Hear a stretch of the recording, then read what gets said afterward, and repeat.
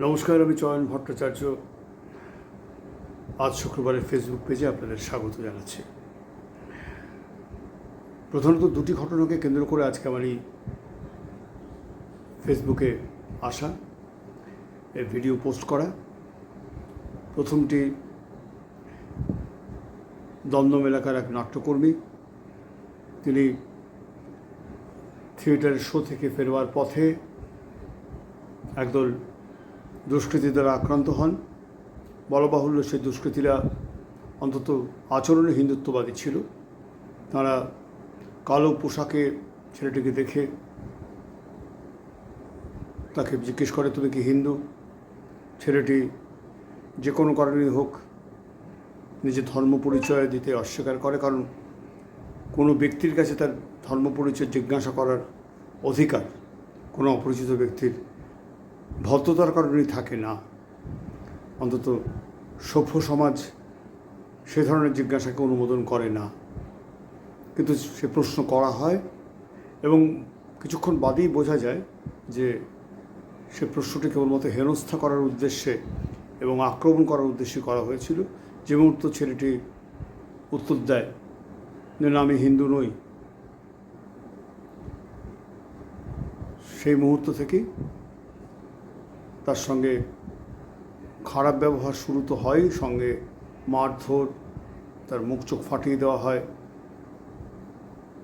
একজন নাট্যকর্মীর ওপরে, নির্ভীক নাট্যকর্মীর ওপরে এ ধরনের আক্রমণের নিন্দা করার ভাষা আমার জানা নেই।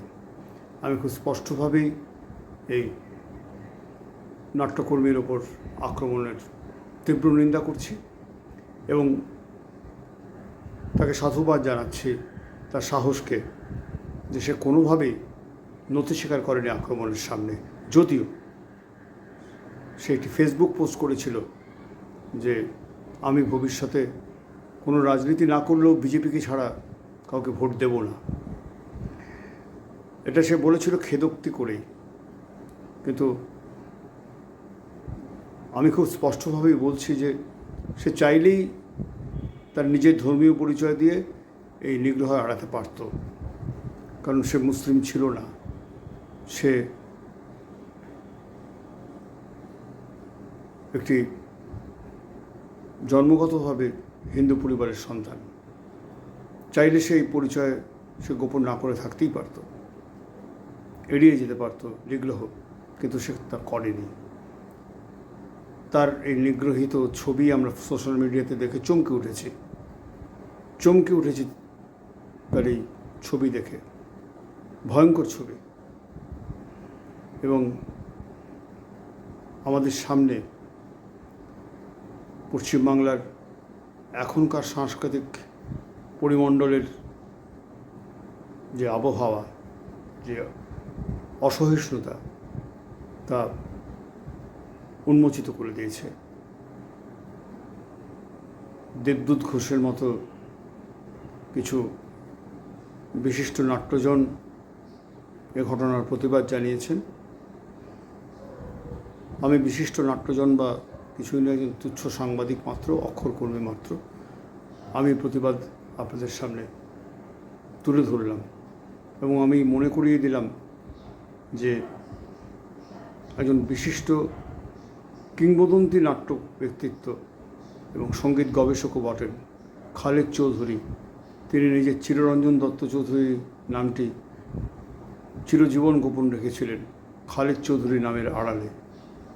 তিনি অনেক জায়গায় মুসলিম হিসেবে নিগৃহীত হয়েছেন, কারণ তিনি যখন বেড়ে উঠছিলেন তখন পশ্চিমবাংলা নয়, গোটা অবিভক্ত বাংলা জুড়ে সাম্প্রদায়িক বিদ্বেষের আবহ ছড়িয়ে পড়ছিল। তিনি নিজের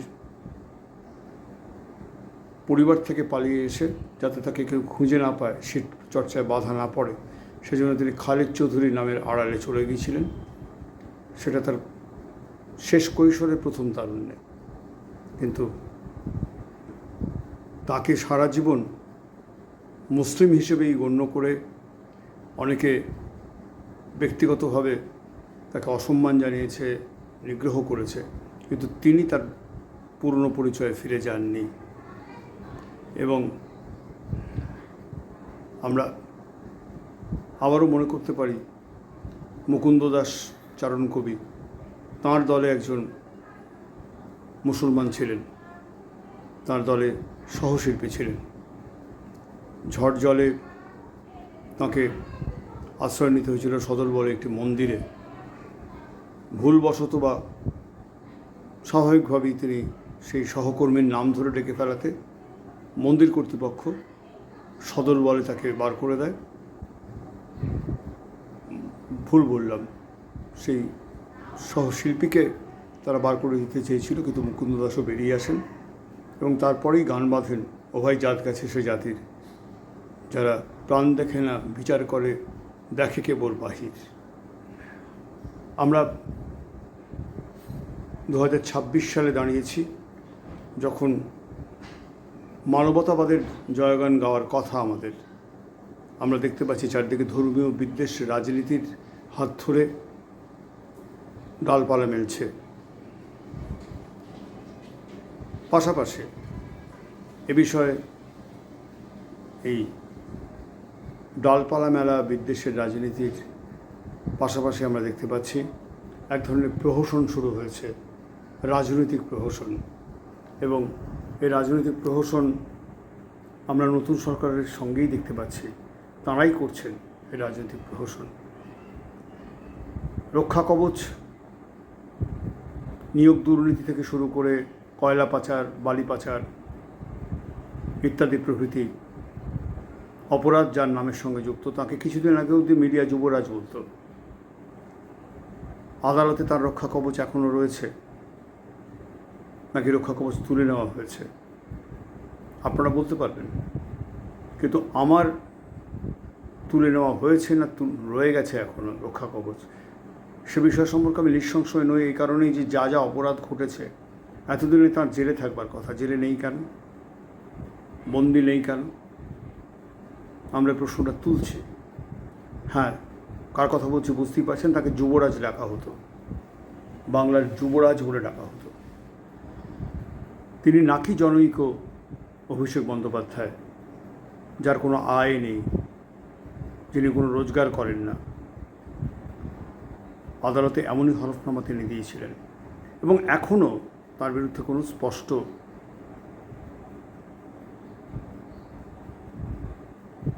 চার্জশিট বা ইত্যাদি প্রভৃতি এমনভাবে জমা পড়েনি যাতে তাকে গ্রেপ্তার করা যায়। বুড়ো আঙুল দেখিয়েছে আইনকে এবং এখনও ঘুরে বেড়াচ্ছেন।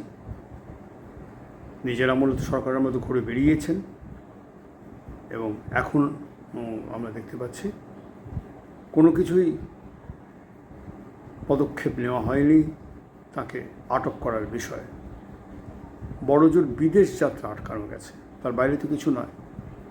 এবং এখন সবচেয়ে হাসি পাচ্ছে টিভি চ্যানেলগুলো দেখে, যে টিভি চ্যানেলে তার নাম উচ্চারণ করা যেত না, তার নাম উচ্চারণ করতেন না কোনো সঞ্চালক। কোনো অভিযোগের ভিত্তিতে অভিযোগের কথা উঠলে, বিতর্ক উঠলে তাঁর নাম সমালোচনার বাইরে রাখা হতো, অভিষেক বন্দ্যোপাধ্যায়ের নামটা সমালোচনার বাইরে রাখা হতো। এবং নিয়োগ দুর্নীতির ক্ষেত্রে একাধিক অপরাধীর সঙ্গে তার যোগাযোগ, অভিযুক্তর সঙ্গে তার যোগাযোগ প্রমাণ হাতে নিয়ে আমি ব্যক্তিগতভাবে বসেছিলাম বিতর্ক সভাতে, সেই প্যানেল ডিসকাশনে আমি একাধিকবার তার নাম বলেছি। চ্যানেল কর্তৃপক্ষ আমাকে বলেছিলেন যে আপনি বলতেই পারবেন, কারণ আপনার সে অধিকার আছে, আমরা বলতে পারবো না, আমাদের উপর চাপ আছে। এই চাপ ছিল তখনও, এখনও যেমন চাপ আছে। আপনারা দেখতে পাবেন বামপন্থী প্যানেলিস্টের সংখ্যাটা খুব কম, কারণ বিজেপি এবং তৃণমূলকে একযোগে আক্রমণ করা এখন প্যানেলে খুব বিপজ্জনক। টেলিভিশন চ্যানেলের যে আলোচনার প্যানেল হয় সেখানে খুব বিপজ্জনক। সে কারণেই ব্যাপারটাকে এই তরজার পর্যায়ে রাখা হয়। প্রকৃত জনগণের সমস্যা যেগুলো মুখোমুখি দাঁড়াচ্ছেন জনগণ, না, সেসব নিয়ে কোনো আলোচনা হচ্ছে না। এবং আপনি দেখতে পাবেন এই যে পৌরসভাগুলো, মিউনিসিপ্যালিটিগুলো, এগুলো ভেঙে যাচ্ছে, হাত বদল হচ্ছে, চেয়ারম্যানরা পদত্যাগ করছেন, যারা জনপ্রতিনিধি তারা নিষ্ক্রিয় হয়ে যাচ্ছেন। এই বিষয়ে কোনো কার্যকরী পদক্ষেপ সরকারের পক্ষ থেকে বিবৃতি দিয়ে এখনও শুরু করা হয়নি সেভাবে। কলকাতা পুরসভা কার্যত সময়ের আগেই ভেঙে গেল। খুব হেলদোল দেখেছেন কারোর মধ্যে? না, দেখেননি। কাজেই নির্দিষ্টভাবে এই লড়াই মিডিয়া কীভাবে করবে জানি না, কিন্তু আজ শুক্রবার 1 ইঞ্চি জমি ছাড়বে না, সেটা আপনাদের এখনই বলে রাখলাম। আমাদের যে ইস্যু এই শুক্রবার বেরোবে, সেই ইস্যুর কাজ মোটামুটি তৈরি হয়ে গেছে, কিন্তু আমরা এই সংস্কৃতিকর্মী নিগ্রহের বিষয়টি গুরুত্বের সঙ্গে আমাদের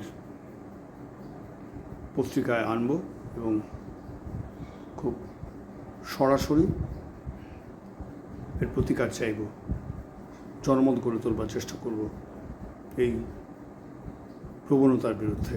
সাংস্কৃতিক কর্মীদের উপরে যে আঘাত নেমে আসছে তার বিরুদ্ধে জনমত গড়ে তোলবার চেষ্টা আমরা করব। ধন্যবাদ। আজকের ভিডিও আমি এখানে শেষ করছি। ভালো থাকবেন।